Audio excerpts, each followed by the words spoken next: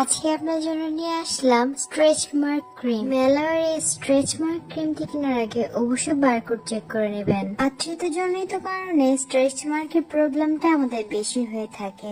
তাছাড়া হুট করে ওজন বাড়া বা কমা স্ট্রেচ মার্কের অন্যতম কারণ।